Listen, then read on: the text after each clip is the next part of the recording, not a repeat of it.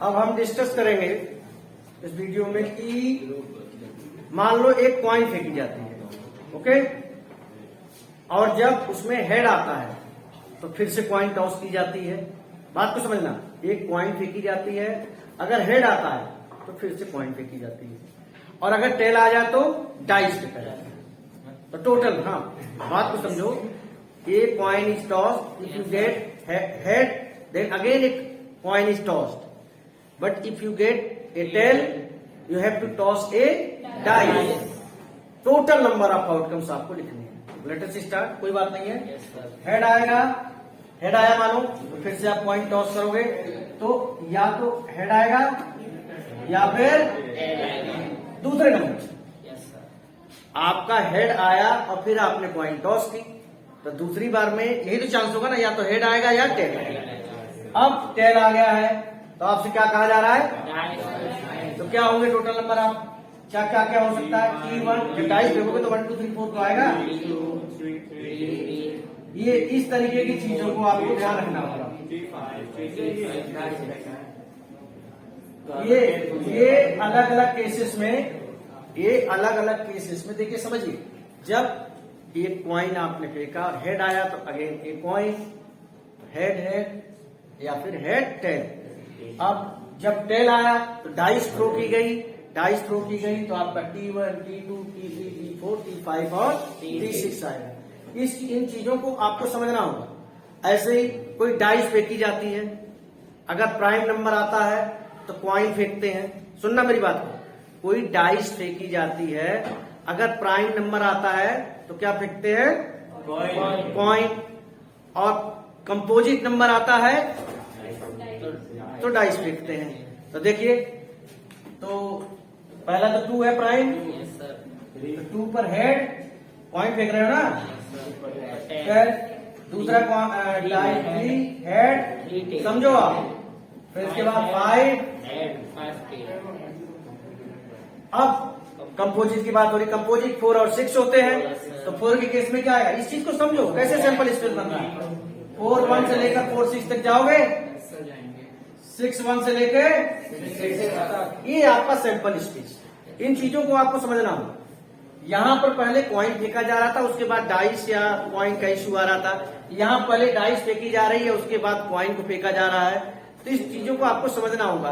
Prime number, composite number पर command, सबसे बड़ी बात तो ये कि आप प्राइम कंपोजिट बहुत ज्यादा, कंपोजिट में नहीं प्राइम में आपसे गड़बड़ होती है। जैसे कि 2 को आप प्राइम मानने को तैयार नहीं, 2 अकेला इवन नंबर है जो कि प्राइम होता है, ठीक है। तो और कंपोजिट केवल आपका 4 और 6 होता है। तो मेरे कहने का मतलब सिर्फ इतना है कि जो आपकी प्रोबेबिलिटी चैप्टर है क्लास 11th में, अलग अलग सर्कमस्टेंसेस में क्या क्या, अलग अलग सर्कमस्टेंसेस में क्या क्या प्रोबेबिलिटी पॉसिबल है, वो चीज आपको समझनी है, सीखनी है, ठीक है ना। अब कई चीजें आप कॉइन से रिलेटेड जानते हैं। जब 3 कॉइन फेंके जाते हैं तो टोटल नंबर ऑफ आउटकम्स जो होते हैं 8 होते हैं। इस चीज को आप जानते हो, ठीक है।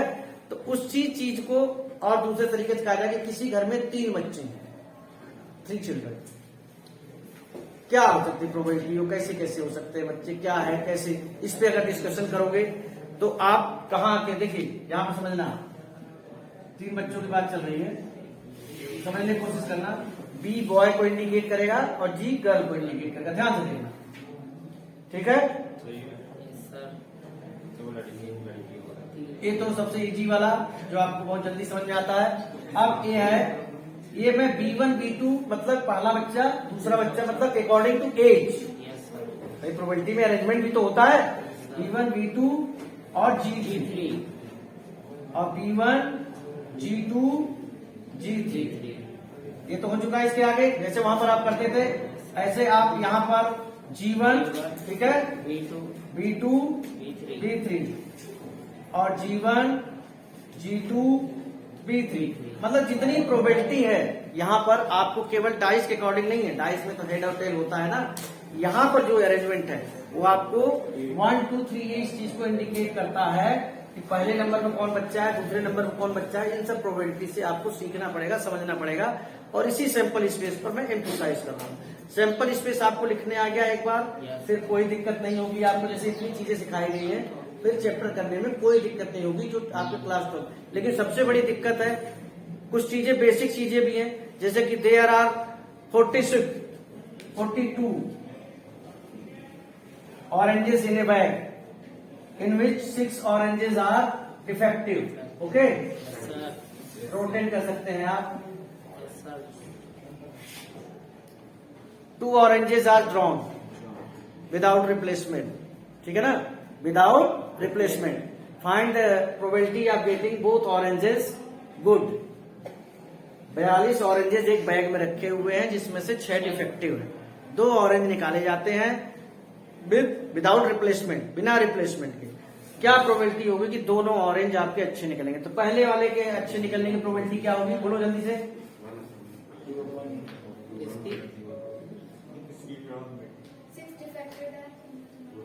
How many oranges are good? ये होगा भाई फर्स्ट का। अब एक ऑरेंज निकल चुका है, अच्छे वाले कितने बचे हैं? जो 36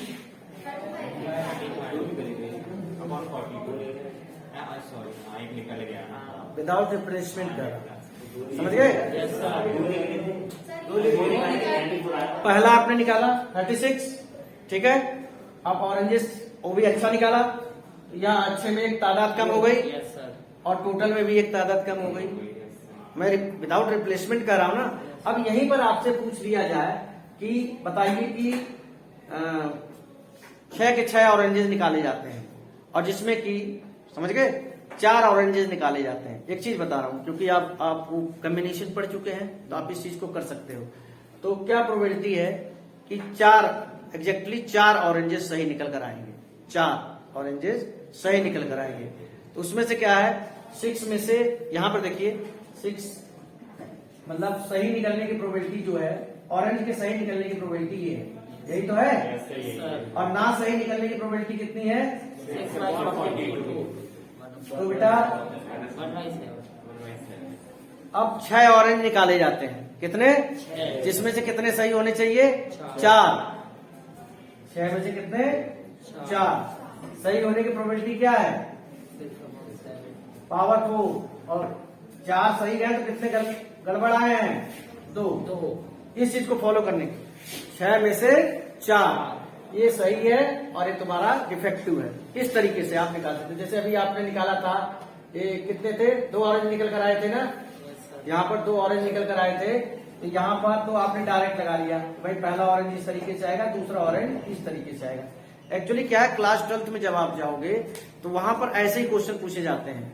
आप कहोगे कि यहाँ पर कॉम्बिनेशन का क्यों यूज किया जा रहा है? कोई बता सकता है कॉम्बिनेशन क्यों यूज कर रहे हैं, परम्यूटेशन क्यों नहीं यूज कर रहे हैं? सेलेक्ट कर रहे हैं हम अच्छा वाला बुरा वाला। कोई बोले कि एक अच्छा एक बुरा, कोई वो दूसरा बोले नहीं सर एक बुरा एक अच्छा, नहीं भाई एक ही बात है। एक अच्छा एक बुरा या एक बुरा एक अच्छा एक ही बात है। दैट्स वाई कॉम्बिनेशन को हम अप्लाई करते हैं। तो प्रोबेबिलिटी में आपको ये सारी चीजों का और स्पेशली सैंपल स्पेस का और आपका कॉइन से रिलेटेड है, डाइस से रिलेटेड है, इन चीजों को कमांड रखिए। और एक बेसिक फार्मूला होता है PE + P0 E = 1। इस बात का भी ध्यान रखना।